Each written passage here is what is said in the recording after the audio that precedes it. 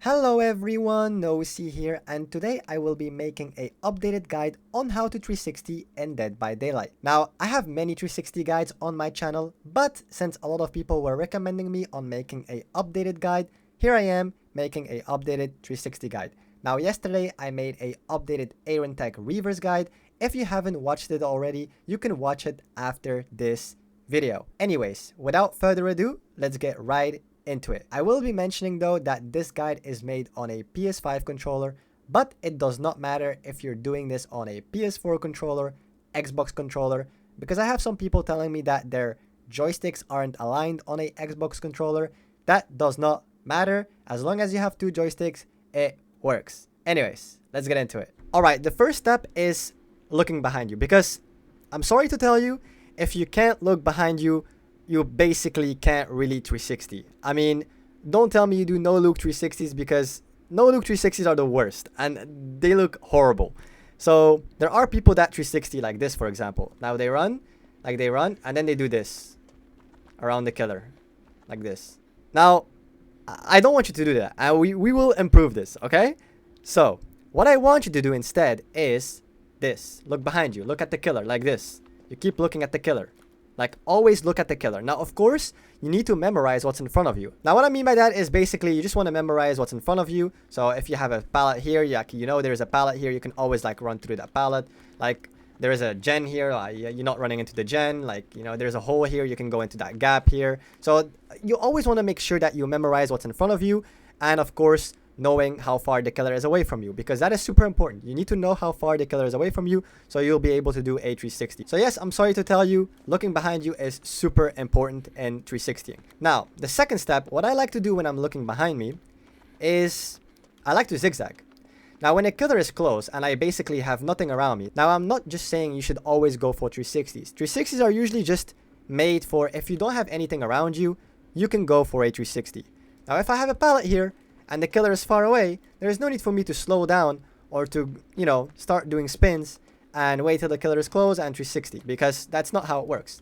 I will play the pallet, I'll, you know, play with what's in front of me until I find myself in a very bad spot, in a dead zone. Now, if you find yourself in a bad spot, what I like to do is I like to zigzag. Now, let's say there's a killer in front of me, I like to do this. That is basically just zigzagging. Like, confusing the killer. And zigzagging is pretty easy. You just move your joysticks left, right, left, right, left, right, left, right, left, right, left, right, left, right. Just like that. Like, very simple. Like, try and start by just simply looking at yourself, how beautiful you are. Then hold your running button. Then you just run like this, and then you zigzag like this. You want to make sure you don't have short zigzags. You want to make them wide, confuse them, like what direction you're turning in, you know? Now, if your last zigzag was on the left, for example, this way, then you want to make sure that you turn that way. If your last zigzag was this way, then you want to make sure you turn that way. So basically, what you want to do is zigzag, zigzag, zigzag, spin. And notice, when I spin, there is something that not many people tell you in 360 guides, and that is a little pause. Now, the pause that you do is super important. Avoid continuously spinning. Like, you don't want to keep spinning without a pause. You always keep that pause. Like, this is how it looks like. This is when I run away from a killer and I spin without pausing. I basically spin in my own spot. And you can see it, like it's right here, like you just spin in your own spot. However, how you need to do 360 is like this. You see how my camera pause.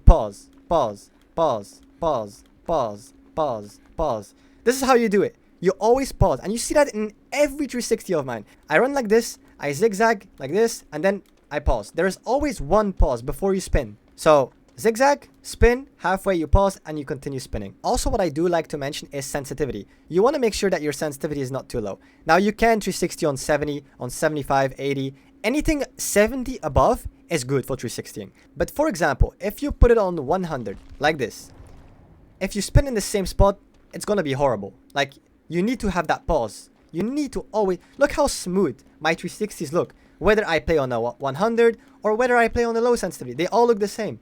My 360s all look the same, no matter what sensitivity I play on, because it's so smooth because I have my pauses. I always pause in my 360s.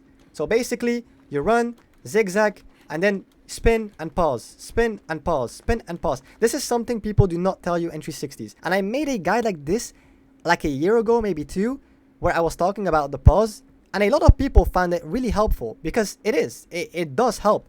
So talking about sensitivity, 70 is fine, 75 is fine, 80 is fine, 85 is fine, 90 is fine. You can choose whatever sensitivity you want to put it on. I like to do it on any sensitivity from 70 above.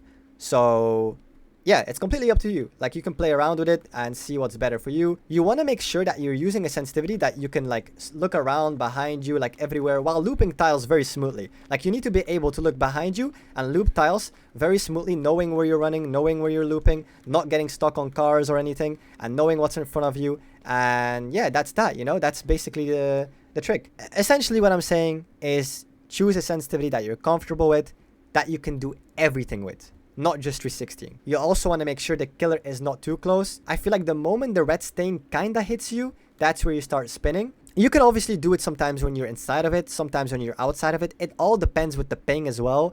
How good the ping is, how bad the ping is. These are all small, you know, details that get involved sometimes. What you can also do sometimes is you can like do a 360 before a 360.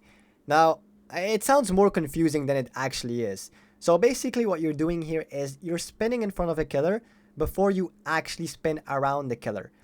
And you can then also go a little bit more advanced, and you can do that as well while crouching. Now, the reason why crouching works sometimes is because when you crouch close to a killer, you basically disappear from their FOV. The next thing I want to talk about, and I already mentioned it in my Air and Tech Reavers guide that I uploaded yesterday. Make sure to check that out as well. It's very helpful, and it will guaranteed help you in how to achieve how to Air and Tech. Now, it's consistency. You want to make sure you stay consistent. Nothing comes immediately. It takes time. It takes time. And sometimes, yes, you will play against killers who don't fall for it. It happens. Not all killers fall for 360s. It's 2025.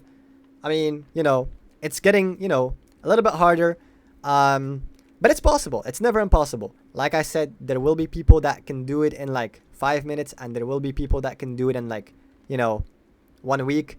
It all depends how consistent you stay and how fast you can pretty much learn, you know. And that's pretty much it for this video. If you liked it and if you made it this far, please leave a like, subscribe, and if you know someone who's trying to learn how to 360 and doesn't know about the pause tech, I don't even know why I call it the pause tech. I mean, just, you know, if you know someone who's trying to learn how to 360, share this video with them. Anyways, thank you guys so much for watching, and I'll see you in the next one. Bye.